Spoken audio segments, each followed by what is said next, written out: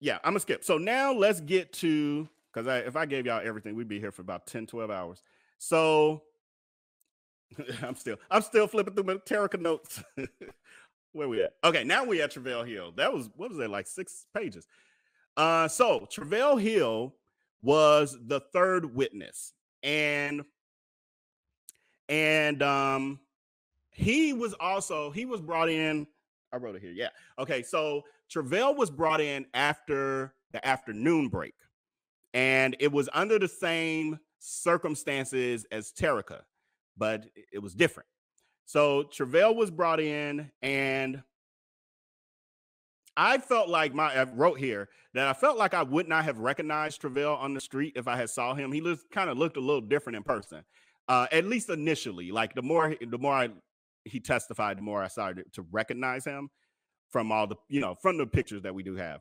So his appearance, Travell came in a very bright orange prison uniform. Like this, it was so bright, it's like they making sure that if somebody escaped, they gonna see them from like 20 miles away. It was so bright. He had on a short sleeve, the top of it was short sleeve, and he also had, well, I have here dingy whitish long sleeve shirt. So t-shirt. So kind of like Terica, but I couldn't tell if his was like an ivory color or if it was just dingy white or if it was supposed to be white. But y'all see, I strained to see right here. So it could have been my eyes, but it looked dingy.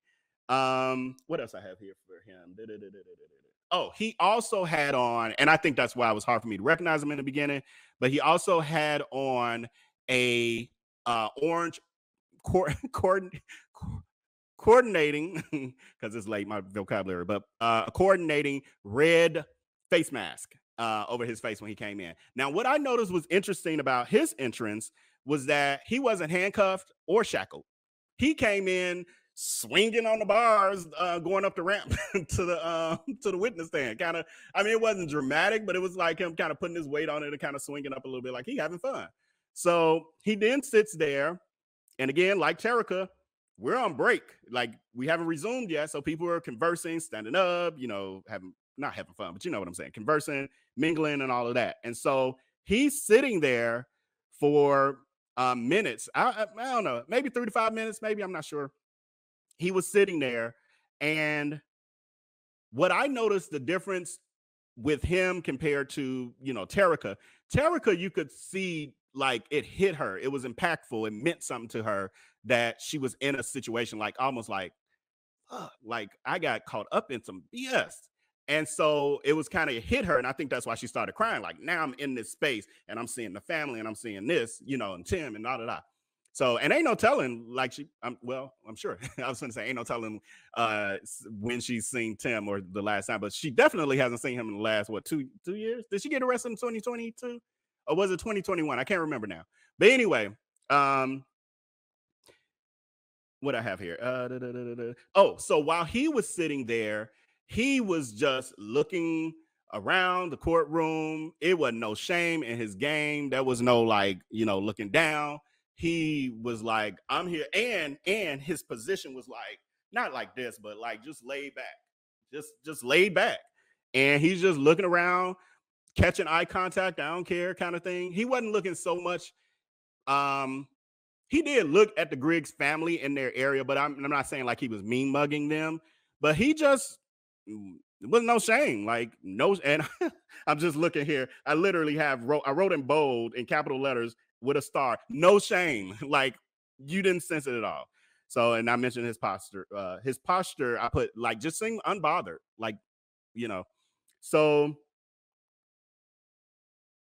Oh, and I also put that Tim never appeared to look up. Like I never saw Tim actually looking up when Travell was walked in or when Travell was just sitting there before we got started. He never looked up. Now I'm going to give you, here comes a little tea. So something major happened. So I could tell that Travell testifying meant something to Tim. I ain't seen nothing from Tim that shows that he even know where he at. All these 3 days, until today. And I'm gonna let you know in a minute what that was. So yeah, he never appeared to look in Travell's direction. But what I also noticed, again, Travell, no shame, he kind of lifted himself up a little bit because the judge's stand was, you know, right next to him. So he didn't have a good perspective of where Tim, the angle where Tim was. He couldn't just see Tim easily. So he kind of lifted himself up real quick, but he lifted himself up to go to try to see Tim. So again, he was on a field trip. So Travell Anthony. So we get into the testimony. So we got the government. He's giving his testimony. He's testifying rather. And so found out Travell is 31 years old. He was arrested in November 2020. Most of us know that. What I also noticed, I got so many critical notes about him, but what I noticed about him was he also had a bit of a smirk when he said his name. He's like, Travell Anthony Hill, you know, like, dude, do you know why you're here? So I wrote here, you can tell that Travell was not an educated man.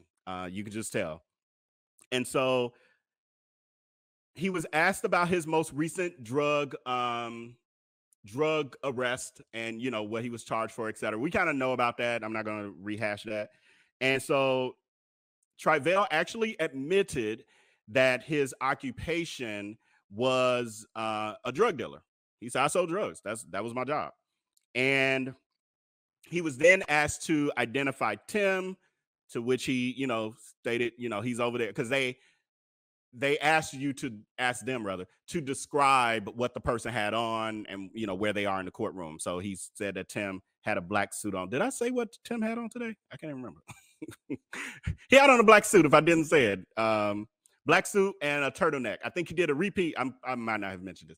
I think he did a repeat of the turtleneck from Monday. I don't think he had two black turtlenecks, especially being in prison. So he had on a complete black suit today and the black turtleneck. So that's what he had on. If I forgot to tell y'all that, sorry. There you go.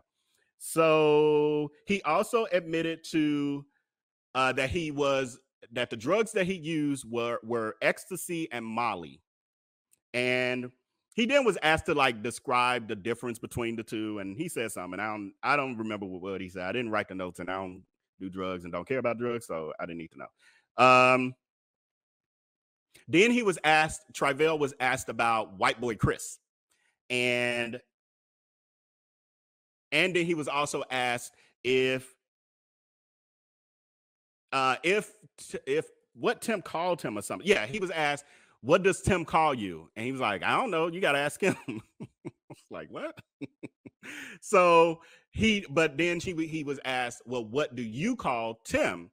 And he said, I call Tim Unc, as an uncle, for those of you who ain't down with the lingo. He calls him Unc as an uncle. And he said, basically, he calls him that as a sign of respect. So the phone that we see in those photos and the evidence that's been out there for, I think some YouTubers have done videos on the text message exchange. Tim's phone that has Travell's phone number on it, and it says Travell nephew. That number that you saw there was Travell's trap phone. That phone was purely for his drug sales. So he said that was his drug phone prior to, you know, getting arrested and stuff. I'm sorry, y'all. I'm belching now.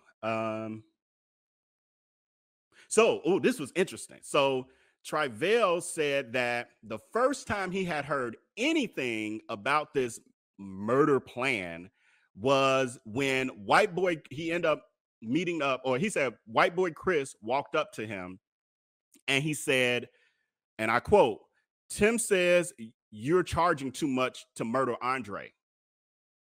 And Travell says he told White Boy Chris then, I ain't never talked to Tim about murdering anyone. So I think that was a mind game. And I say that because one or two things to me. This is all opinion based, this piece here. I think either Travell was so cracked out and drugged out that he didn't remember the previous conversation with Tim, or white boy Chris was manipulating him because he knew he was drugged out to make him think that he's made this deal with him. One or the other. That was not clarified. They kind of just left it hanging. And I was like, can we get some clarity? But what I also noticed, and I think I have it in my note, I know I have it in my notes somewhere, where I talk about Travell's brain has been, remember that for those of you who, you know, what, 40, 30 something and up, 38 and up, you probably remember the This Is Your Brain on drugs, and they dropped fry the egg. That's Travell's brain. So we could tell that Travell doesn't, you know, he's burned some brain cells. So Travell could not remember any dates. He was just like, don't even ask me about dates. Like every time they was like, and so that happened on, you know, March 16th, this and that. He's like, I have no idea. He was like, you asking me stuff about dates, I'm not going to be able to answer it. So what I also gathered from that, though, that hit me, you know, a little later in his testimony, was also when you think about the life of a drug dealer, they ain't really got no schedules, not fully. Like they ain't got business meetings necessarily. Like on the 23rd, I got a Zoom meeting kind of thing. Things that make some of us kind of keep in tune with dates. They don't necessarily have that, in my opinion. So that's why I was thinking, like, well, in part it could be because of his lifestyle. He's a street corner hustler or pharmacist. I mean, they kind of don't live by schedules. I mean, they do, but they don't, you know, because they do be out there certain times of the day. But anyway, so he says, then days later, this is Travell saying that. He says, days later, Tim pulled up and Travell got in Tim's truck. Tim then asked Travell if he had talked with white boy Chris. And then the next thing you know, they never talked about it. So this was something that Travell said. He's literally said, quote, I never talked to Tim about murdering Andre. Literally, it was orchestrated to utilize Travell without Tim ever saying the words of, I need you to do this. It was orchestrated by utilizing other people to influence him to do it, if that makes sense. The words were said, but never by Tim. I mean, it's sinister. It's very sinister. And it, like, again, like I mentioned, the Terica Ellis part of it, for me, as I was watching it, I felt sorry for really the players in it, because what you could start to see play out in court as people are giving these detailed information that we haven't had, is that he was literally puppet stringing everyone throughout this, all the people involved throughout this whole thing. And like the opening statement from the government said, no one person knew the entire plan but Tim. Tim utilized everyone and manipulated most of them. Well, he manipulated everyone, but you know, people are like Travell knew he was murdering someone. Okay, so the next piece is, and I've decided in this moment, or as I've been reading, I'm just gonna go over Travell's testimony. There were some the other people, but I don't have it in me to get through the rest of those. So we're gonna end our live with his testimony, and then I'll explain where we left off and what's happening tomorrow. And then on Saturday, maybe we'll do a little longer live. Maybe I'll give some other stuff, and of course the pre-recorded video. So just so you know, because it's I can't even see. We are an hour and 24 minutes into this. And I know some of y'all tired of hearing me talk. So what we got? First time. Okay, so I'm down here.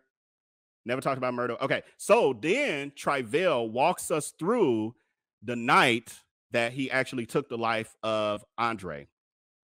We ended up seeing in evidence an actual photo of the Natural Bridge home.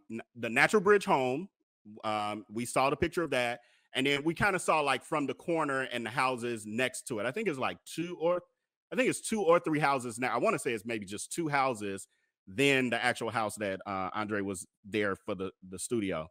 So Travell is looking at that on his monitor at the witness stand, and it was touchscreen where he could actually draw on it.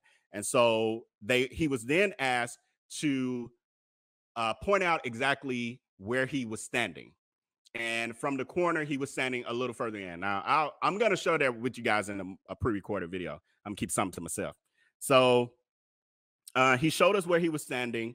He then said, you know, he described what we know, basically what was in his plea agreement, I want to say, is where he described his side of what happened. So pretty much, you know, repeated that stuff. Andre comes out, Andre gets in the car, he sees Andre. He never talked about, now what he didn't say, but again, brain, what he didn't say at all was anything about him stopping Andre on Andre's way out, asking him about marijuana. That never got mentioned, wasn't asked. They didn't have him walk the story back to if he forgot it.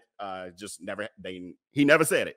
Never said it in court today. So he just described Andre walking to the car. Andre got out of the car, and then he says, as Andre was going up, he said going up the stairs is when he shot him, and he said he shot him twice. Now, Travell claims, now this was an interesting tidbit, when he was asked why did he select the type of gun that he selected, he said that he selected it because he didn't really want anything to happen to Andre. Like, he wasn't really trying to really take him out. He, I guess, was trying to injure him, so to speak. But they was like, but you shot him multiple times, right? He's like, yeah. It's like, what? It's not adding up. And quite a few things he said wasn't adding up to me. That's the other part of this. I'm going to mention that too. So I can go into detail because we're going to end our live with this story, or with this part of the testimony. Testifying. Oh, also they talked about Travell when he got the money, and I don't know how, somehow I missed this. I didn't start hearing this part until the court hearing, but Travell took the money home. So after he left the scene, the crime scene, he said that he went to a club. Like, he obviously, you know, he was so emotional, he needed to dance it out. So he went to a club. I'm sorry if you're confused, because I'm confused too. It's still coming together. I wish I knew what part you meant that for. But anyway, he went to a club, and then he said he went home. He actually took a photo of the money, and he and his girlfriend like took a photo of the money, and how they were able to prove it was the same money that Tim had given his friend was because it still had the same rubber bands on it. See, that guy testified. We'll talk about that Saturday, but yeah, that guy, DJ, is who he gave the money to. DJ also took a photo. So they were, it's kind of like, although people didn't fully know what was happening, some people felt something was wrong. And even the DJ guy who testified later said that he just felt something wasn't right with what Tim was asking him to do. So he took a picture of the money. And so later it's in evidence now. So God works in mysterious ways. I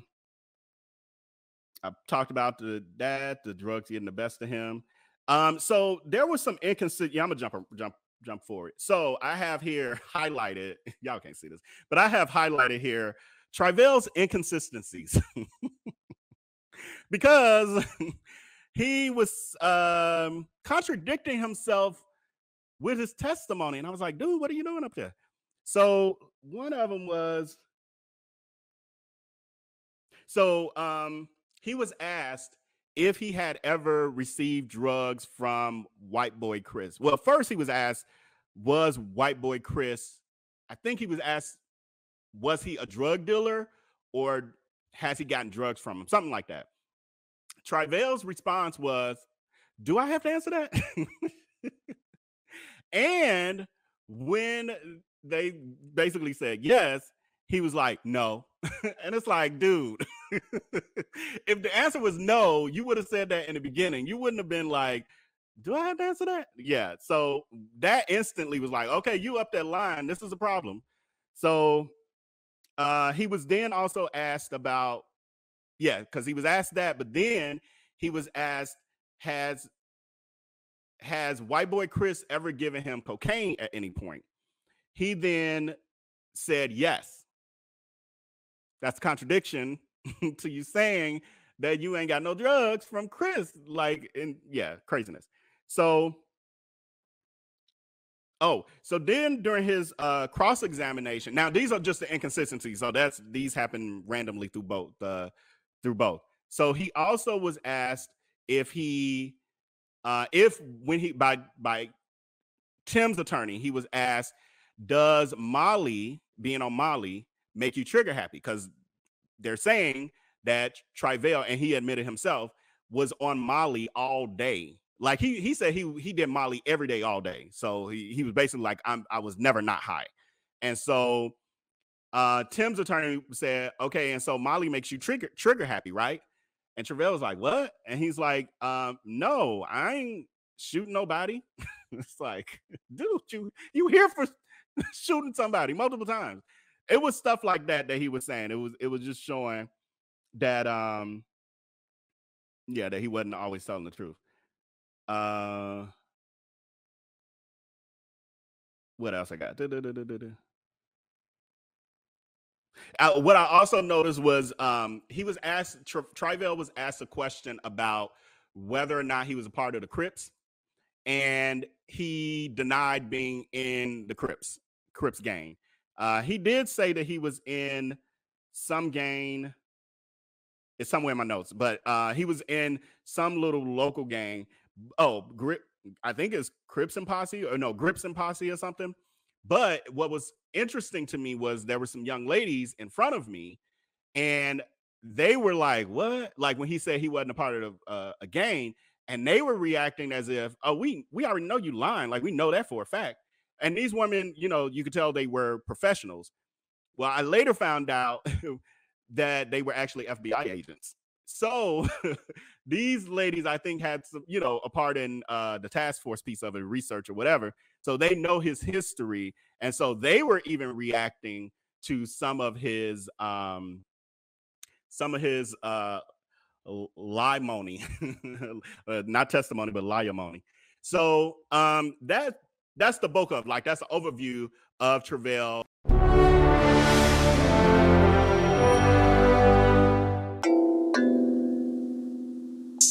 Hey, poppin' like I'm supposed to. Watch out for the people that ain't close to. Speak a little something you could toast to. I ain't tryna hear about what you won't do.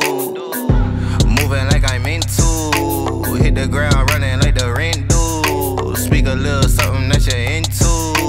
I ain't tryna hear about what you been through. Like hold up, say what's the hold up. I got the pack, who got the roll up? I'm tryna pull up. It seem like every time I show up, it gotta go up. See the drip, they see the glow up. Oh, now they know us. See, it's funny how my pockets out of shape, but I'm fit for the flex. Clear the phone call, hit my chick with a text. Parlay through the bird with my drip from the jets. Save a couple hundred by your with the rest.